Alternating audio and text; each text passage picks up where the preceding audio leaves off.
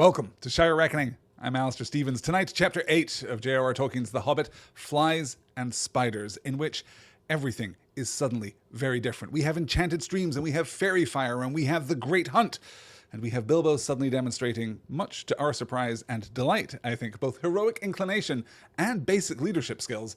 It's going to be a really fun discussion. Thank you so much for joining me. It's weird to be doing this on a Thursday night. I apologize for the shuffling around of the schedule this week. I won't go into details. It's been a tough week in terms of making things happen at appointed times. But we are now back at it.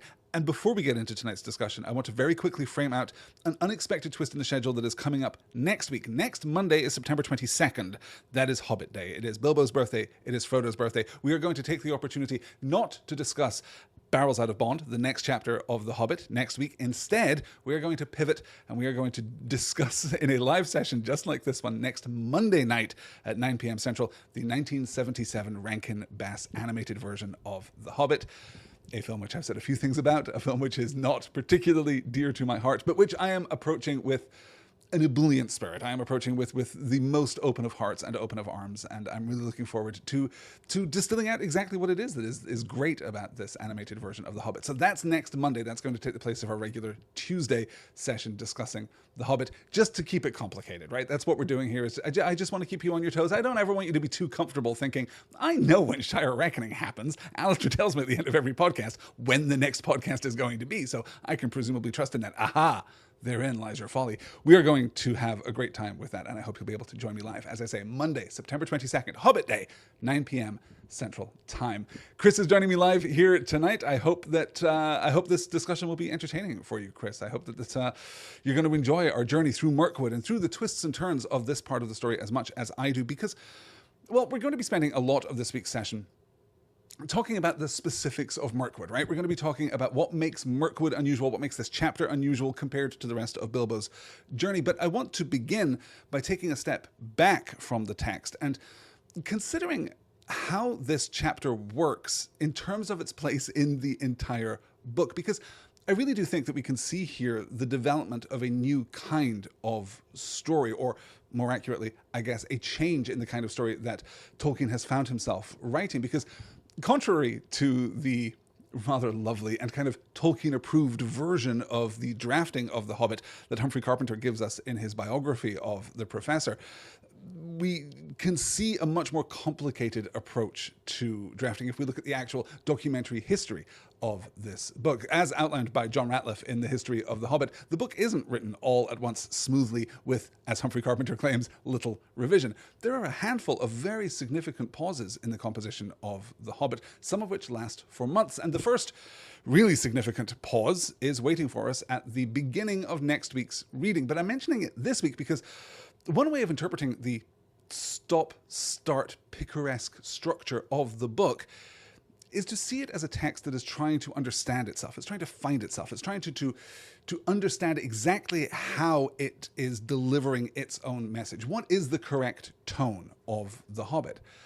Our early adventures with the trolls are pretty straightforward, and we culminate then with the fairly comfortable, fairly familiar, fairly predictable environs of Rivendell.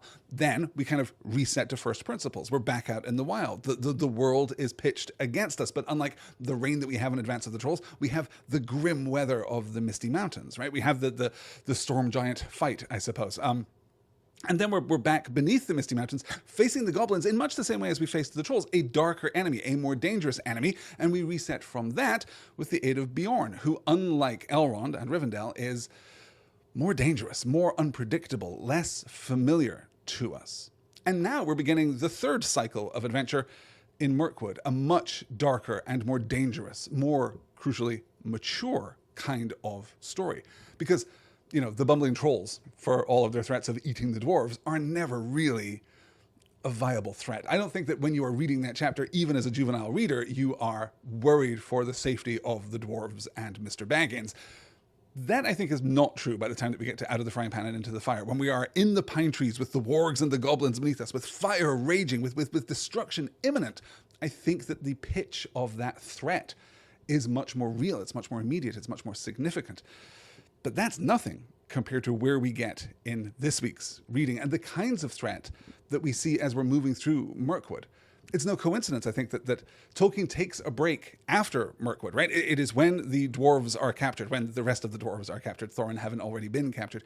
When the dwarves are captured, Tolkien takes this extended break before coming back to continue through the rest of the manuscript. And this reading that we have this week, this chapter, includes the only significant scene which is added back into the manuscript after the book is completed, right? It isn't added in fact, for years afterwards. Everything from the enchanted stream, the boat, the crossing of the stream, the encounter with the hart, Bomber in the water, the sound of the hunt, the white hind, and the little deer too. Bilbo climbing the tree is in the original draft. But everything else, including Bomber waking up, comes from this inserted scene, this major structural revision to this chapter that Tolkien gets to only after he has completed the entire book and has had the opportunity to really reflect on it. So why, so long after the fact, does Tolkien return to this chapter of all chapters, to this contained adventure, and add so much medieval fairy tale, medieval folklore?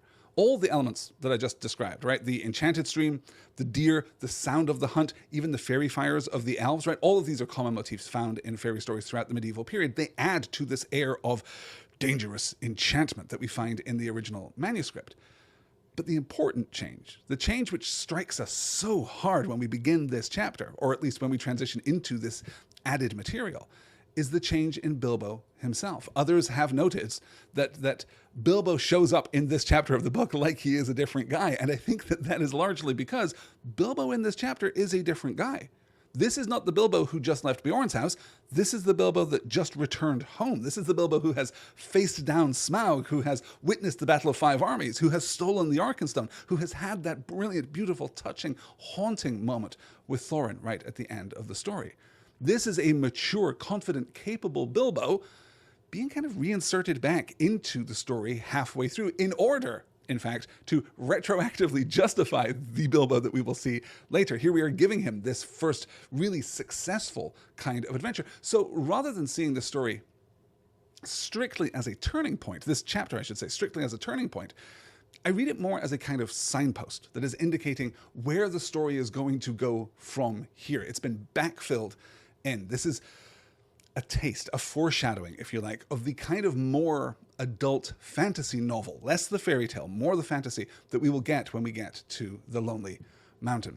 Let's get into then our discussion of Mirkwood, and we'll get to see how some of these moving parts really affect our understanding of the story. So this opening slide is going to be from the original draft. This is exactly as Tolkien intends it, in what is, I have to say, a really slight chapter. If you strip out all the stuff that he adds in that much later revision, this chapter really doesn't consist of that much. So it's interesting to see how it balances and frames the pre-existing work. I will notice too here that Tolkien is, as ever, an absolute master of efficient revision. Almost nothing in the surrounding material is changed or altered in the subsequent revision. The new material is just added and done so carefully that it's really hard, I think, to see the seams precisely. Were it not for the fantastic work of John Ratliff and the documentary collection at the University of Marquette, I don't know that I would be able to determine that line with any kind of accuracy at all. Okay, so let's get into then our first slide into Mirkwood. They walked in single file. The entrance to the path was like a sort of arch leading into a gloomy tunnel made by two great trees that leant together, too old and strangled with ivy and hung with lichen to bear more than a few blackened leaves. The path itself was narrow and wound in and out among the trunks. Soon the light at the gate was like a little bright hole far behind, and the quiet was so deep that their feet seemed to thump along while all the trees leaned over them and listened. As their eyes became used to the dimness, they could see a little way to either side in a sort of darkened green glimmer. Occasionally, a slender beam of sun that had the luck to slip in through the openings in the leaves far above, and still more luck in not being caught in the tangled boughs and matted twigs beneath, stabbed down thin and bright before them. But this was seldom, and it soon ceased altogether. There were black squirrels in the woods. As Bilbo's sharp, inquisitive eyes got used to seeing things, he could catch glimpses of them whisking off the path and scuttling behind tree trunks. There were queer noises, too, grunts, scufflings, and hurryings in the undergrowth, and among the leaves that lay piled endlessly thick in places on the forest floor. But what made the noises he could not see. The nastiest things he saw were the cobwebs. Dark, dense cobwebs with threads extraordinarily thick, often stretched from tree to tree or tangled in the lower branches on either side of them. There were none stretched across the path, but whether because some magic kept it clear or for what other reason, they could not guess. So there are a couple of really important things that we need to observe here in order to understand, I think, how Mirkwood works as a functional environment, or how Mirkwood works as a pair of functional environments. We need to consider the question of desolation as it applies to the works of Tolkien, and really the question of enchantment, both of which are products of the way that Tolkien sees the landscape and the inhabitants of that landscape interacting. It is common in the works of Professor Tolkien to see reflected in the geography of any given region the attitude, the alignment, if you like to borrow a D&Dism, of the people who are living in that space. We get the desolation of the Morannon, the desolation outside of the Black Gate, which is just this blasted desert landscape, despite the last battle having occurred there, 3,000 years ago. We get the desolation of Smaug, famously. It has been 170 years since Smaug took up residence in Erebor, and little to none of the foliage, the landscape surrounding Erebor, has grown back. Wildfires do not kind of apply their effects for that long. Even Dragonfire, we might speculate, does not apply its effects for that long. There is something about the evil presence of Smaug within that mountain that affects the area around it, the landscape around it. We can contrast this, of course, with the Shire. The Shire is rolling and beautiful and fertile and abundant because of the hobbits who live there. And the hobbits are happy there because the Shire provides. We can also consider Lothlorien, though that is a slightly more complicated kind of setup because of the direct management, the conscious intrusion of Galadriel over that process. But we'll talk about that in, 4 or 5 years when our reading takes us back all the way to Lothlorien. But we can see always, I think, the influence of good and evil, for want of less abstracted terms, over the landscape. We can see how the mood and mode of the residents of a given place influence that place. Good people live in beautiful places. Bad people live in foul places. And we can also see the impact of history, too, though that isn't as relevant in the sequence that we're going to be studying tonight, though there is a kind of moral inertia, perhaps, right? There is a kind of quality of history, of historicity, active in Mirkwood. We're going to gloss the history of Mirkwood in just a moment, but I do want to set this up that one of the things that we're seeing here is this influence of both good and evil over the landscape, and also this idea of enchantment, a kind of magic employed by the elves in which the objects are not magical in the sense that they have magic, but are magical in the sense that they are magic. Is there, as this the last sentence on this slide invites us to ask, is there a magic to the Elven Road through Mirkwood? And the answer at the same time is no, not really, and absolutely categorically yes. Why are there no cobwebs stretched across the road? Because of the magic of the road, right? The road is preserved. It is safe. Is there an active spell that is causing that to be true? I don't think so. I don't think that there's, a real work of magic. Even then, I'm hesitating, right? Because enchantment even is used in different ways under different circumstances. The road is, and part of the roadness of the road is that it is unencumbered. Part of the roadness of the road is that it is safe. It is less susceptible to the darkness of Mirkwood in general than anything that is not the road. As Beorn warned us, we have to stay on the path. So, Mirkwood, just to gloss the history, as I promised, this is originally part of Greenwood the Great, which also seems to have included, the Fangorn Forest all the way to the southwest by Isengard, and the Old Forest of the Shire. This forest basically loops all the way south through Rohan, through across the Isen, right through the Gap of Rohan, all the way up the western side of the Misty Mountains to encompass the Old Forest too. Just over 6,000 years ago, fairly early in the Second Age, Orifor, Prince of the Sindar, leaves Lindon, the remnant of Beleriand west of the Blue Mountains, and comes to the Greenwood, where the Sylvan Elves who are already living here are pleased, thrilled, just over the moon, to welcome him as their king. Orifor leads them through the rest of the Second Age, but dies in the Battle of Dagorlad as a part of the last alliance, that is, right at the end of the Second Age, right, with the destruction of Sauron. And he passes his kingdom on to his son Thranduil, who is not named in this book. By the time we get to the Third Age, we have now men and hobbits living in the Vale of Anduin, living on both sides of the banks of the Anduin on the eastern side of the Misty Mountains, and they are, as people do, kind of cultivating farmland and pushing back the boundaries of the forest. It shrinks and shrinks and shrinks. We then get the arrival of the necromancer, who builds the fortress Dol Guldur in the southern reach of the Greenwood, and that is when everything goes wrong. Up to that point, the Greenwood is lovely, right? You can imagine this Robin Hood Sherwood Forest idyll, I think, is absolutely applicable to our understanding of the Greenwood at that point. But this is when things start to worsen. Things begin to darken and sicken. There's this evil spreading through the forest, the contaminant of Dol Guldur, the contaminant of the necromancer, right, of Sauron himself. This is the point at which the forest starts to become known as Mirkwood. But it doesn't happen overnight. It's a long, slow process. It's just this year there are weirdly more spiders and bats and moths and orcs and Easterlings in the forest than there were last year, and so it continues. Thranduil, during this period, relocates the Hall of the Woodland Realm much further north, away from Dol Guldur and the evil things that dwell beneath the boughs. They continue to live there quite happily after Thranduil relocates the Woodland Realm, even after Sauron flees from Dol Guldur, or feigns to flee from Dol Guldur, and after he returns again.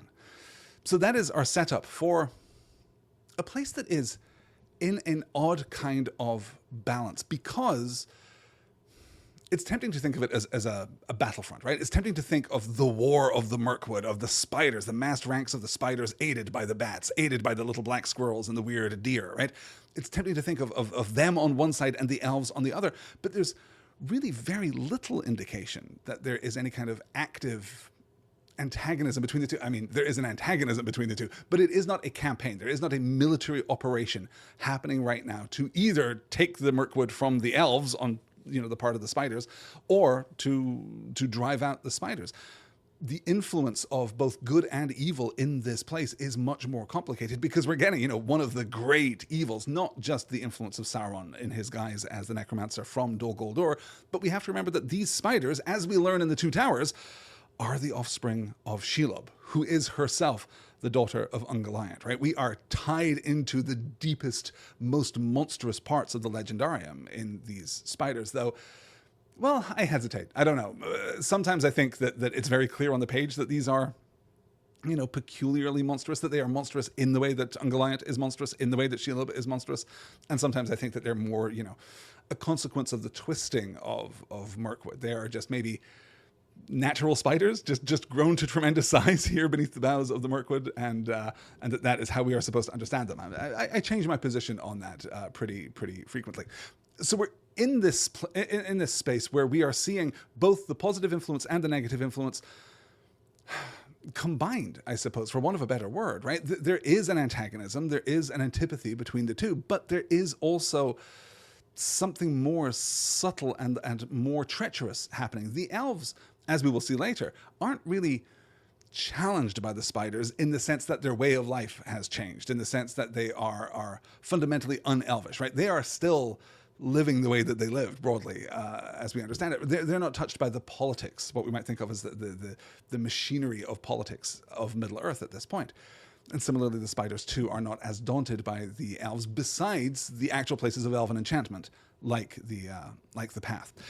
We are told that the company is starting to hate the forest as much as they hated the tunnels of the goblins, and I have to check to see if I did put a slide with the calendar on it, and I did not put a slide with the calendar on it, so let me gloss the calendar for you right now. This is reliant on the work of the wonderful Karen Wynne Fonstad over in the Atlas of Middle-earth, who really did a great job putting together this chronology of Bilbo's adventure. Our party leaves Bag End on April 27th. They're at Rivendell for Mid-Year's Day. They're captured by the goblins on July 16th, and Gandalf leaves the company on the fringes of Mirkwood on July 25th. The dwarves are then, spoilers for next week, going to be captured by the elves on August 24th, which means that they spend basically a month, right? 29 days inside of Mirkwood, surviving on little food and water, beset on all sides by enchantment and hopelessness and things which they do not really understand. That kind of situates us in terms of understanding the enormity of this adversity. They pass through the Misty Mountains, let's recall, in like 3 days. They spend one night with the trolls, 3 days under the Misty Mountains,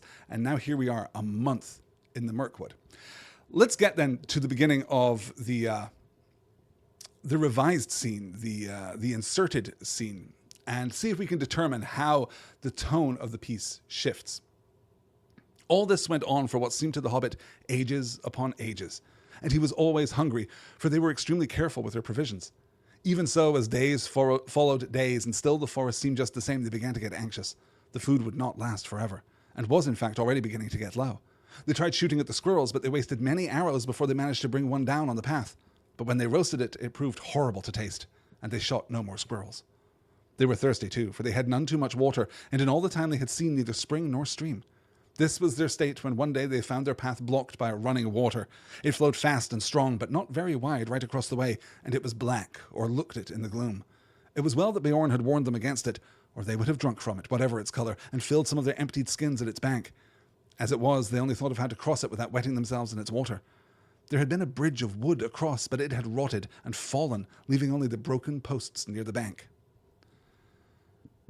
That detail of the rotted bridge is a fascinating one. It's one that's been really sticking in my head as I've been rereading this chapter in preparation for tonight's session, because as confident as we can be that the path is elven, I don't know that we can be at all confident that the bridge is elven, or indeed that the boat is genuinely elven. And I think that there are two pieces of evidence which suggest that it is not. The first is the breaking down of the bridge, right? The fact that the bridge has not endured suggests to me that it is not of elven make. The other thing that I find even more compelling vis-a-vis the boat is that when we, hook it with our Batman-esque grappling hook and we pull it back across the river, the rope that is holding the boat to the other side of the river snaps first. And we, of course, have spent a great deal of time considering elven rope in the pages of The Lord of the Rings. So I'm unconvinced that elven rope would simply snap. I'm also unconvinced that the bridge would fall without active attention, though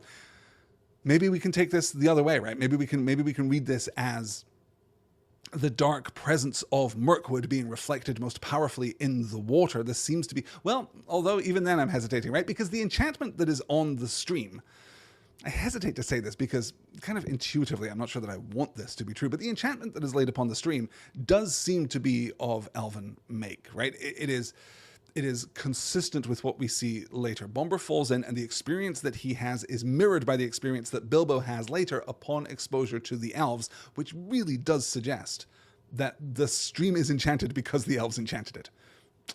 Kind of an inescapable conclusion there. So I'm not entirely sure what to make of that, but perhaps there was a bridge here crafted by man. Perhaps there was a boat here crafted by man, and they have simply worn away. They do not endure as the workings of the elves endure. Let's take a look at, I should note the scene with the boat because it contains one of the more famous contradictions in all of Tolkien's Legendarium. We get this, we get the moment when Thorin says that Dori is the strongest of the dwarves, but Fili is the youngest, though in the dates that we are given separately, Kili is 5 years younger than Fili. Fili is the elder brother, which makes sense because of the order in which they are introduced. They are introduced as Fili and Kili, elder and younger, and not as Kili and Fili. That, I think, kind of wraps that up. Let's get to, I'm skipping over the brief moment with the deer. As brilliant as it is, I simply cannot pull every slide from this chapter. Unfortunately, we're already, as is my way, kind of running a little over where I want it to be. So instead, we're going to get to the sound of the hunt, the aftermath of the deer, and talk a little about the wild hunt off there in the fringes. They were still standing over him, cursing their ill luck and Bombur's clumsiness, and lamenting the loss of the boat, which made it impossible for them to go back and look for the hart, when they became aware of the dim blowing of horns in the wood and the sounds as of dogs baying far off. Then they all fell silent, and as they sat, it seemed they could hear the noise of a great hunt going by to the north of the path, though they saw no sign of it. There they sat for a long while and did not dare to make a move. Bombur slept on with a smile on his fat face, as if he no longer cared for all the troubles that vexed them. Suddenly on the path ahead appeared some white deer, a hind and fawns as snowy white as the hart had been dark. They glimmered in the shadows. Before Thorin could cry out, 3 of the dwarves had leapt to their feet and loosed off arrows from their bows. None seemed to find their mark. The deer turned and vanished in the trees as silently as they had come, and in vain the dwarves shot their arrows after them. "Stop! Stop!" shouted Thorin, but it was too late. The excited dwarves had wasted their last arrows, and now the bows that Beorn had given them were useless. So, again, here, as is so common through this chapter, we have kind of an open question. The evocation here of the hunt, right? The first intrusion by the heart that we can infer is being chased. Then even the glimpse here of the hind and the fawns too, right? There are deer who live here, we know that for sure, and we can hear the sound of the hunt.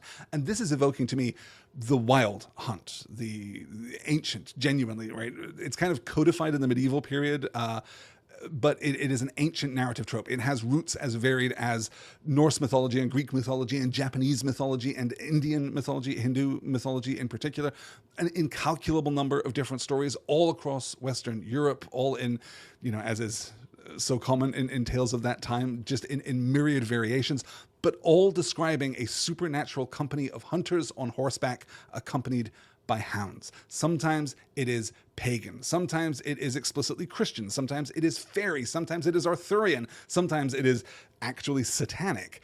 But it pops up again and again and again in all of these different mythic traditions.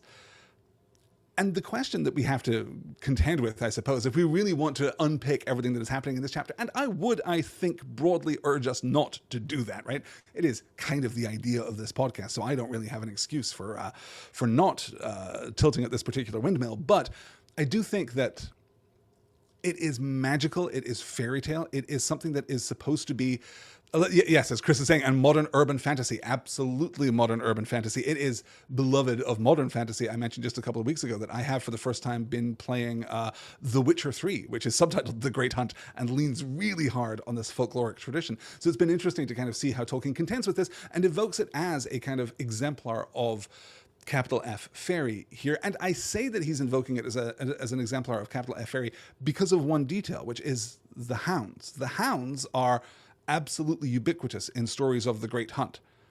There are, it seems, no hounds in Thranduil's halls, in the realm of the Woodland King. I think that, well, I don't know. Perhaps they were excised at a later date. Perhaps this is intended to simply I'm skirting the larger question here, which is how much of the enchantment that we see in Mirkwood can we directly lay at the feet of the actual elves who live here, and how much of it is just a kind of fairy spillover? How much of it is just the opposite kind of enchantment, as we've discussed, from the presence of the necromancer primarily, but also the spiders? I think that there is a darkness here. There is also a light here, but the light, we must remember, is no less weird than the darkness to people who do not inhabit that space normally. Let's pick up the pace here and move onward into the beech trees. I wanted to call this out because it's just such an absolutely lovely passage here. About 4 days from the enchanted stream, they came to a part where most of the trees were beeches. They were at first inclined to be cheered by the change, for here there was no undergrowth and the shadow was not so deep. There was a greenish light about them, and in places they could see some distance to either side of the path. Yet the light only showed them endless lines of straight grey trunks like the pillars of some huge twilight hall. There was a breath of air and a noise of wind, but it had a sad sound. A few leaves came rustling down to remind them that outside autumn was coming on. Their feet ruffled among the dead leaves of countless other autumns that drifted over the banks of the path from the deep red carpets of the forest. Still Bomber slept, and they grew very weary. At times they heard disquieting laughter. Sometimes there was singing in the distance, too. The laughter was the laughter of fair voices, not of goblins, and the singing was beautiful. But it sounded eerie and strange, and they were not comforted. Rather, they hurried on from those parts with what strength they had left. And this is a perfect example of exactly that point that I was just making. How much of this is actually elves, sir? And how much of this is a kind of elf-adjacent fairy folk influence that's happening here? Because, again, we're enticed almost to address this question directly, because if we think of our introductions to elven song in the past, particularly as we are approaching Rivendell, as we get the Tra-la-la-lolly song, right, you'll remember that almost explicitly there we introduce the idea that listening to the elven song isn't just a comfort, it is restorative. It will actually heal you. It will bring you back to who you truly are. This, though it doesn't explicitly sound similar to the songs of the Tra-la-la-lolly elves, it is disquieting. It is not offering the same kind of comfort. Is this a distinction between the elves of Rivendell and the elves of the Woodland Realm? Possibly. Like, maybe. We don't know enough about them yet to make that kind of call. Or is this just fairy leeching into Mirkwood? Again, Another very common, I haven't even talked about the stream. Of course, the enchanted stream, right, is enormously common trope in ancient folklore and also in fairy tales through the medieval period, even into the modern period, right? It's reflected in our deepest mythologies and still in stories that we tell today. The idea of water that you will fall into that will wash away your memories, right? We're evoking the River Leth there. We're evoking all kinds of versions of this stream in other stories. So we're really playing the hits here in terms of medievally influenced fairy tales in particular, but all that kind of general fairy folklore. We're really leaning hard on that, and we're not given many secure and final answers.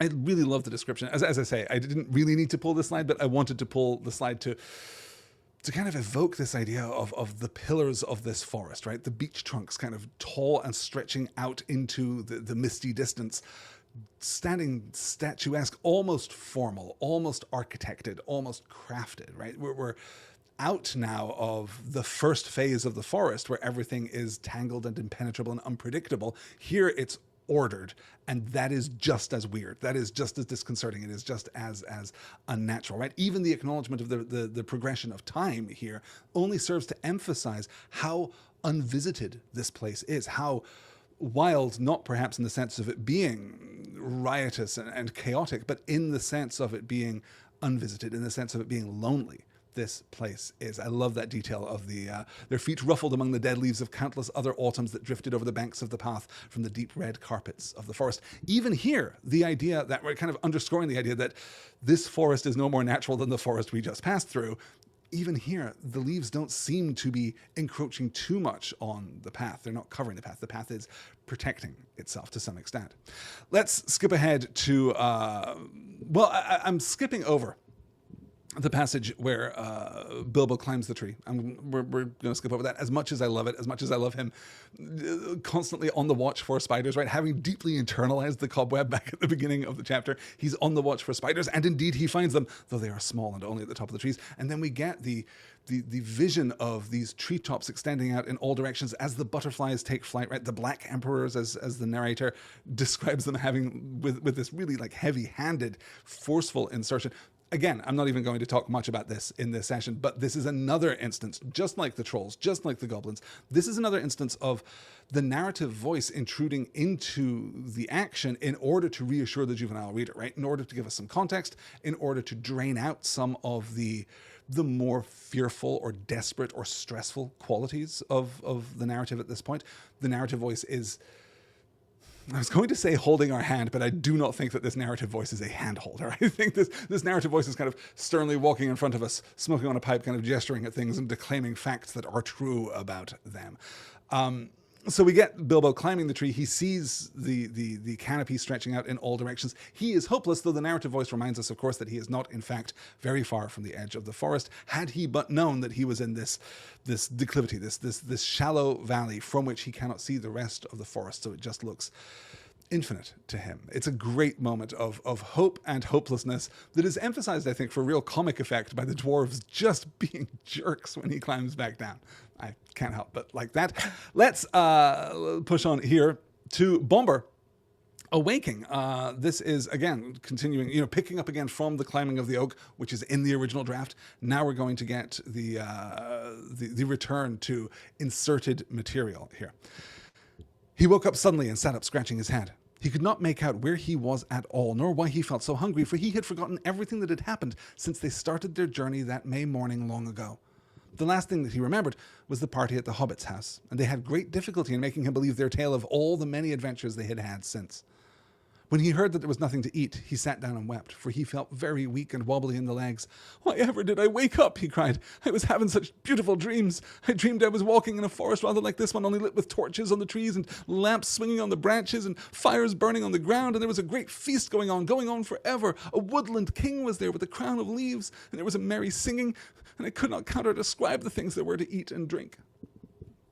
Again, another indication that the enchantment upon the stream is of elvish craft. Why they have an enchanted stream that basically works like an advertising billboard, right? Visit Thranduil's woodland realm with great feasts and swinging lamps, all that you can eat and drink.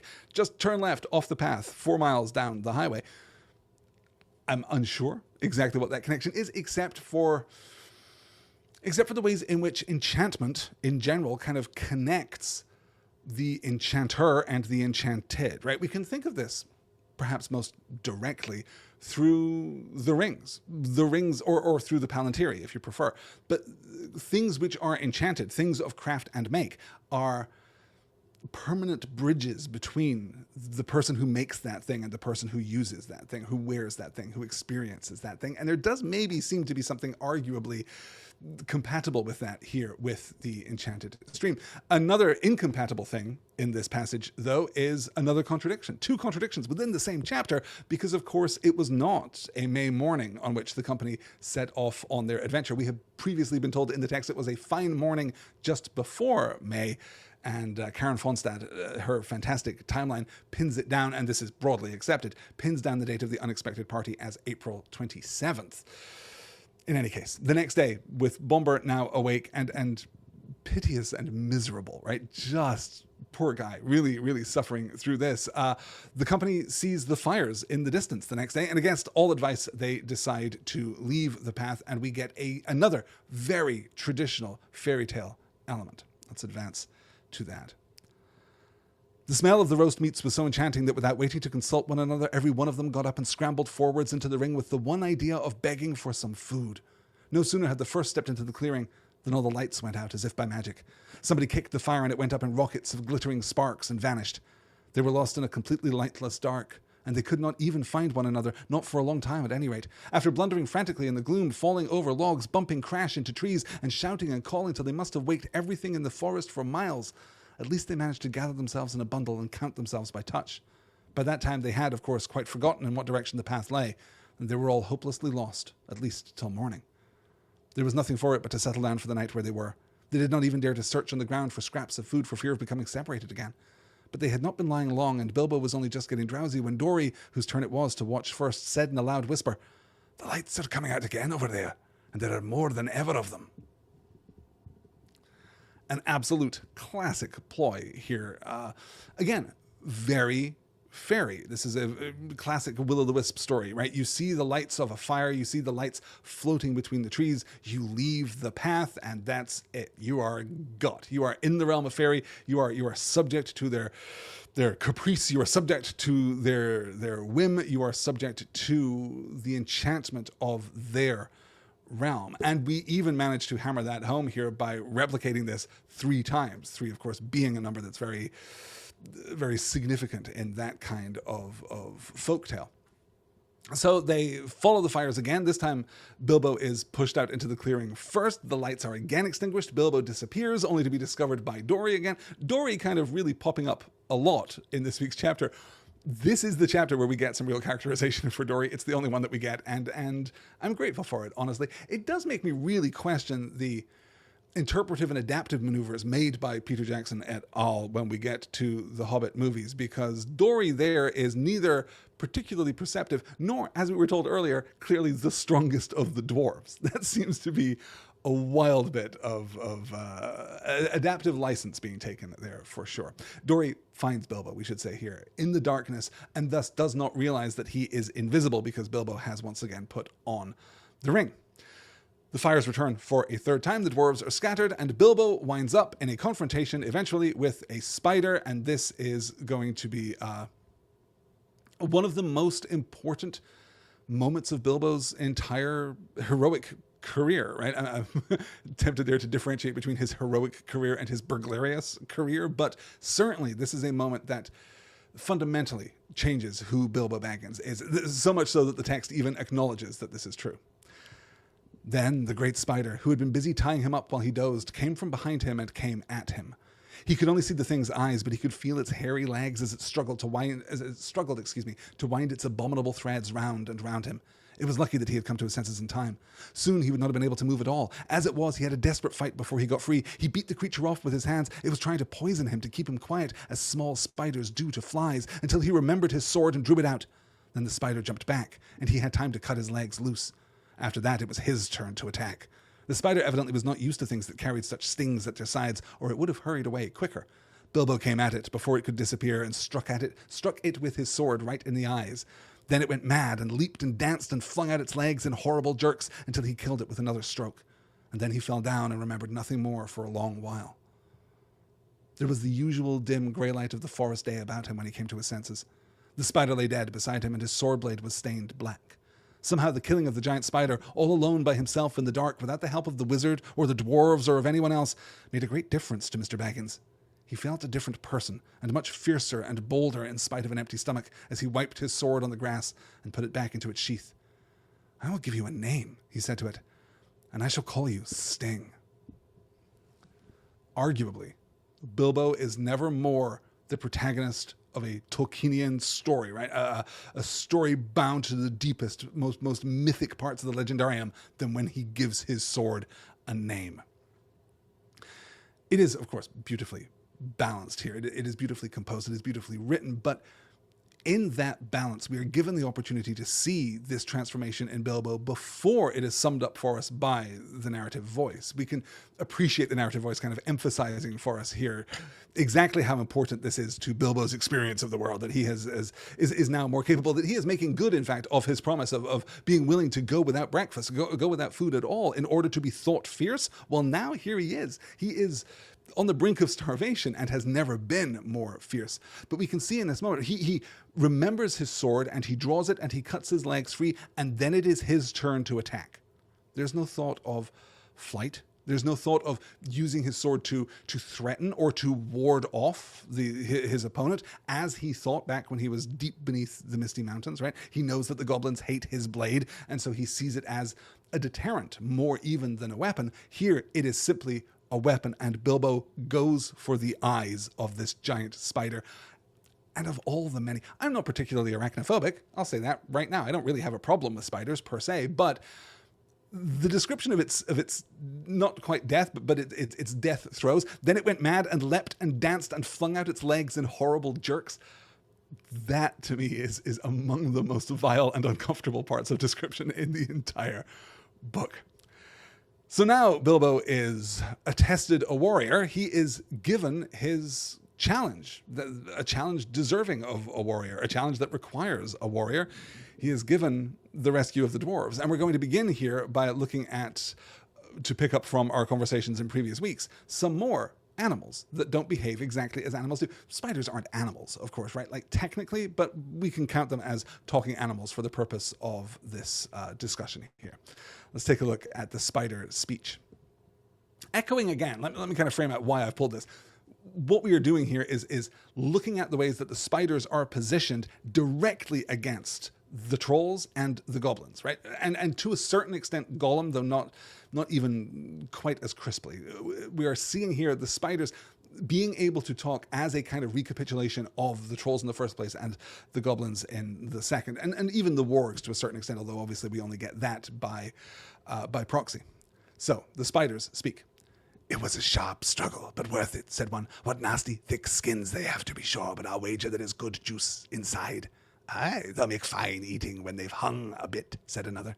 "Don't hang 'em too long," said a third. "They're not as fat as they might be. Been feeding none too well of late, I should guess." "Kill 'em, I say," hissed a fourth. "Kill 'em now, and hang 'em dead for a while." "They're dead now, I'll warrant," said the first. "That they are not. I saw one a-struggling just now, just coming round again, I should say, after a beautiful sleep, I'll show you." With that, one of the fat spiders ran along a rope till it came to a dozen bundles hanging in a row from a high branch. Bilbo was horrified, now that he noticed them for the first time dangling in the shadows, to see a dwarvish foot sticking out of the bottoms of some of the bundles, or here and there a tip of a nose, or a bit of beard, or of a hood.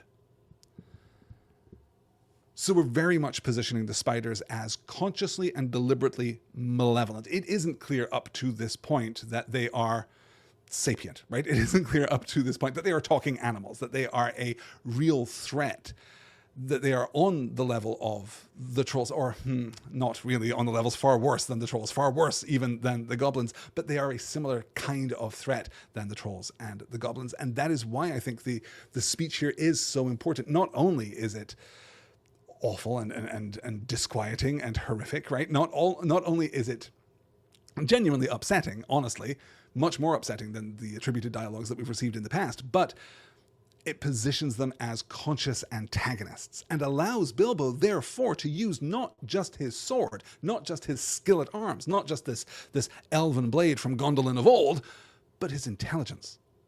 This is the other important part of how we are positioning Bilbo through this part of his adventure, is that he is smart and crafty and is taking the initiative. There's a leadership quality to Bilbo throughout this chapter, but in this sequence in particular, that is entirely absent, or almost 99% entirely absent from his encounter with the trolls, right? He doesn't have the same ability or the same protagonism, that spirit of agency during that sequence. Okay, I'm looking at the clock and I'm realizing that we still have some ground to cover, so let's try and do 2 more slides, which means sadly I'm probably not going to be able to spend too long on this. Let's take a look at, very famously, the songs that Bilbo creates spontaneously, right? This is one of the important things, is that Bilbo, of course, never quite so prosy as Samwise Gamgee, but also not completely given to poetry. We see part of Bilbo's progression as he moves through his adventure here, that he becomes more in tune with his own poetic spirit. Chris is saying here, one thing I thought worked in the movie, that the ring allowed him to understand the spiders, not necessary in the book. I completely agree, Chris, actually. I do think that is very smart. I was very daunted, puzzled, right? Because spiders who can't talk are different from spiders who can talk, say I, in the most obvious observation that anyone has ever made. But as I say, right, their positioning in the narrative is very different if they are animals than it is if they are actual meaningful antagonists. And I do also really like the treatment of the ring throughout the Hobbit trilogy, I think, is generally very good. I think it's generally very strong. I think that it was worrying to many of us on the brink of those films to think about the depiction of the ring in The Lord of the Rings and imagining that kind of effect all the time when Bilbo is wearing the ring, which he does for extended periods, for whatever extended periods mean when time and space have no meaning. But I think Jackson handles it really beautifully with this light touch where it is absolutely consistent with what we see in The Lord of the Rings, but it isn't as threatening. You don't blame Bilbo for not being immediately kind of terrified of this awful arcane object that he found in a cave. It is something slightly different. So yeah, I completely agree. And I do think that allowing him to understand the spiders, which goes a long way to like aligning the spiders with Sauron, they become more directly like creatures of his influence in a way that I really enjoy. The development of Dol Guldur and that part of the story. Well, you know what? We're going to have the opportunity to talk about it. I will kind of tip my hand here a little bit.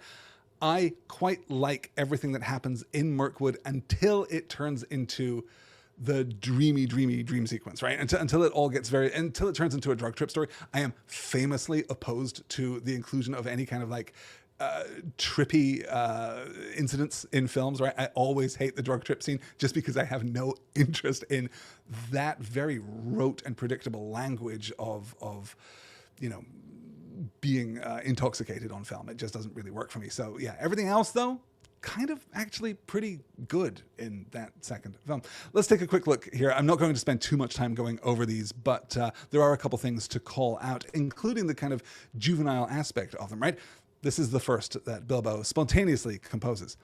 Old fat spider spinning in a tree. Old fat spider can't see me. Attercop, won't you stop? Stop your spinning and look for me. Old Tom Noddy, all big body. Old Tom Noddy can't spy me. Attercop, down you drop. You'll never catch me up your tree. The thing that I'm struck by most, I suppose, is, as I say, the juvenile rhythm here. It is not a million miles away from, X and Y sitting in a tree, KISSING, right? It's got that very kind of rhythmic, punchy stress pattern that you find in children's rhymes, particularly in the British tradition. Although I believe that the sitting in a tree rhyme, right, the KISSING rhyme is American in origin. I think that is true. I'm displaying some half-remembered fragment of memory from a long time ago and some linguistics class back in university, but I believe that is true. But you can see here some of that same rhythmic pattern, the stresses there, right? Tom Noddy here, basically two words. Attercop is kind of giving us a word for an older word for spider, right? That is an older English word that means spider. But Tom Noddy is simply two words that kind of mean foolish person, right? Just a person who is not particularly brilliant or perceptive, right? A tomfool would be an example, right? Or I don't know if anyone really now anymore has the association with the children's character Noddy from British television back in like maybe the 1960s. It might even be that old. I'll maybe drop something into the chat over on the Discord just to stir some memories there. So that's the first song, and then the second song is every bit as simple and as blunt, right? Bilbo leveraging here his skill as a poet, certainly, right? But also like a latent skill as like a roast comedian. He's really hitting these spiders where they live. The rage of the spiders in response to these poems, I think, is genuinely very, very funny. Lazy lob and crazy cob are weaving webs to wind me. I'm far more sweet than... excuse me, I lost my rhythm there. I'm far more sweet than other meat, but still they cannot find me. Here am I, naughty little fly. You are fat and lazy. You cannot trap me, though you try in your cobwebs crazy. Cob, of course, an arcane word for spider that now only exists in English as cobweb, right? The web of a cob, the web of a spider. There. Okay, we've got to wrap up here. The battle ensues. It's awful in its way that the structure of this episode means that I can't really talk about the battle, which is genuinely brilliant. Bilbo manages to rescue the dwarves. He distracts the spiders. He leaves the dwarves away to a clearing, right? One of the elf fire camps that the spiders don't like at all. Right? That is the speculation of the narrative, at least. The dwarves demand an explanation for Bilbo's disappearing act, and he comes clean. He tells them about the ring. He recites, we're told very specifically, recites the story of his adventure under the Misty Mountains with the ring in its proper place. It seems very likely that in the first edition of The Hobbit, this was still the somewhat version of his encounter with Gollum. This is the happy, cheerful Gollum who waves goodbye to him. The truth. He is not in the first edition, I think, telling them the unexpurgated truth. He's not telling them the second edition version of Riddles in the Dark. They fall asleep. There they are, exhausted by their adventure, and that is when Dwalin realizes that Thorin is missing. We cut back to explain that Thorin was lost after the third set of fires, and then captured by the Wood Elves. Let's take a look. We're going to cover the Wood Elves, the elves of the Woodland Realm in detail next week. I think we're going to preserve that for Barrels Out of Bond. We'll certainly be talking about how we connect them back to our understanding of elves from the Silmarillion. We're going to be speculating about Galleon, right? We're going to be talking about Thranduil's butler and exactly how this leads us to understand the structure of elven society. And we're certainly going to be talking too about how this story is kind of lifted out of the Silmarillion itself. This is, the realm of Thingol. This is Doriath, right? In many ways, we can understand the Woodland Realm as being under the protection of a kind of Girdle of Melian. It's the same kind of, the same kind of protected space that evil will not enter or cannot enter. And certainly, initially, it's Tolkien's idea to just kind of recycle these things, right? When we hear that Thranduil is mad at the dwarves because of some disagreement about some jewelry long ago, that is, Thingol and the Nauglamir that he's talking about, if you remember your Silmarillion there. So he really is recycling this story, and it's only when The Hobbit starts to take its position in the Legendarium, really through the development of The Lord of the Rings, that he goes back and kind of, I guess, doesn't retcon entirely, right? He doesn't change it. He just kind of repositions it. Yes, it's another version of this story that we've seen before. Thranduil is not Thingol. He's just another instance of that kind of elven stereotype. Let's take a look, though, at how the Wood Elves are introduced to us here in The Hobbit. The feasting people were Wood Elves, of course. They were not wicked folk. If they have a fault, it is distrust of strangers. Though their magic was strong, even in those days, they were wary. They differed from the High Elves of the West and were more dangerous and less wise. For most of them, together with their scattered relations in the hills and the mountains, were descended from the ancient tribes that never went to Faerie in the West. There the Light Elves and the Deep Elves and the Sea Elves went and lived for ages, and grew fairer and wiser and more learned, and invented their magic and their cunning craft in the making of beautiful and marvelous things, before some came back into the wide world. In the wide world, the Wood Elves lingered in the twilight of our sun and moon and loved best the stars. and they wandered in the great forests that grew tall in lands that are now lost. They dwelt most often by the edges of the woods, for which they could escape at times to hunt, or to ride and run over the open lands by moonlight or starlight. And after the coming of man, they took ever more and more to the gloaming and the dusk. Still elves they were and remain, and that is good people. It is remarkable coming back to The Hobbit after reading so carefully the Silmarillion and getting this encapsulation. This is the Legendarium, right? This is not Tolkien kind of lifting elements and repositioning them here. This is just the story of the elven diaspora from east to west after the waking at Cuivianen and the invitation by Orome particularly to join the Valar in the west. This is the story. The light elves and the deep elves and the sea elves, they go, and some under tragic circumstances, come back for sure, but these are the Sylvan elves who never went in the first place. They have lived here the whole time. And of course, that is true of Orofur as well, right? This isn't incompatible with the Silmarillionized version of the Woodland Realm that we will get in later, more explanatory material. It is compatible because, of course, you know, Orofur as one of the Sindar has kind of that same legacy, though it's not completely accurate to say that he stayed here. He did not go to Faerie, but he also didn't stay here. There is a kind of fudging of exactly what is said here at this point. But what is most important, they are not wicked folk. They are distrustful of strangers. They are wary. They like the gloaming. They like the dusk. They like the starlit sky. They live at night more often than during the day.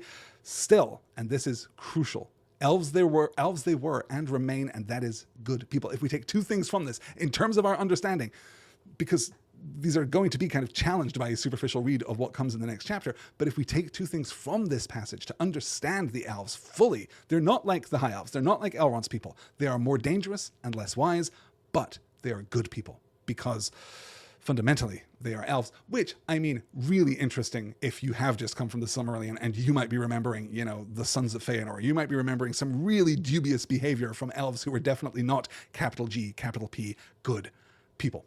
Let's skip then to our last. I cannot believe we've made it through all of this in an hour. This is fantastic. I'm getting maybe even pretty good at working out the length of these sessions.